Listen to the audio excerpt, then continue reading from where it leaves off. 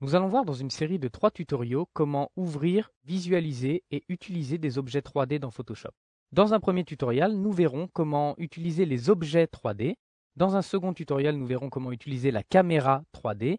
Et enfin, dans un troisième tutoriel, nous verrons comment éditer les textures et les différents effets appliqués sur un objet 3D dans Photoshop.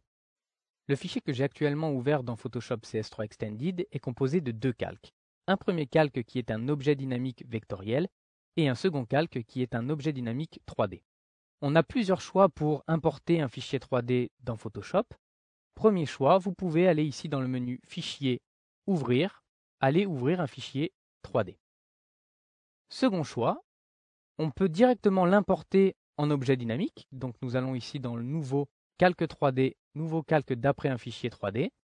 Et on va voir bien que ici, il n'affiche que mon fichier 3D et on a un certain nombre de formats disponibles qui sont par exemple les formats venant de 3ds Max, Maya, les applications Alias, Google Earth ou encore l'application Acrobat 3D. Au moment de l'ouverture, il viendra se mettre, comme actuellement ici, dans un calque 3D. Nous allons maintenant éditer notre objet 3D. Vous avez pour cela plusieurs manières de faire. Première chose, nous allons le sélectionner. Vous pourriez double-cliquer sur l'icône ici, la vignette de calque. Mais nous allons faire autrement en allant ici dans le menu Calque, Calque 3D, transformer le modèle 3D. À partir de ce moment, vous avez un nouveau menu contextuel qui est venu se positionner en haut et nous allons pouvoir faire tout un tas de choses pour transformer notre objet 3D. Première chose, on peut faire une rotation sur notre objet.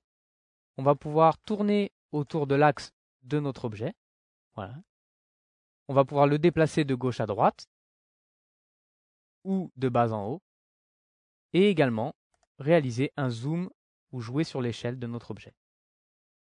Vous avez plusieurs manières d'afficher votre objet 3D. Vous allez ici dans le mode de rendu, qui est pour l'instant par défaut, et on va choisir par exemple le mode de rendu filaire, qui est quelque chose de très utilisé dans la 3D. On va pouvoir choisir la couleur du trait, donc on va prendre tout simplement quelque chose en blanc. OK. On va pouvoir choisir aussi la couleur de la face, donc on pourrait prendre un gris un petit peu plus foncé. Et on a comme ça plusieurs rendus différents sur lesquels vous allez pouvoir jouer notamment sur l'opacité. On va pouvoir par exemple le mettre en mode transparent. On va pouvoir également jouer sur le filaire transparent. Et là, on voit un mélange des deux.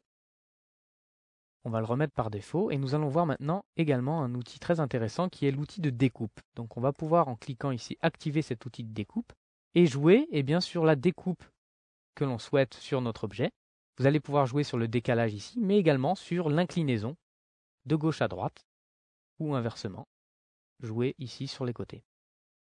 On peut également choisir la couleur et choisir par exemple un gris foncé pour la découpe et également des axes différents.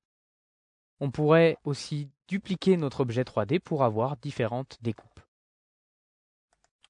Voilà, il y a donc différentes manières d'éditer votre objet 3D et de le visualiser dans Photoshop CS3 Extended.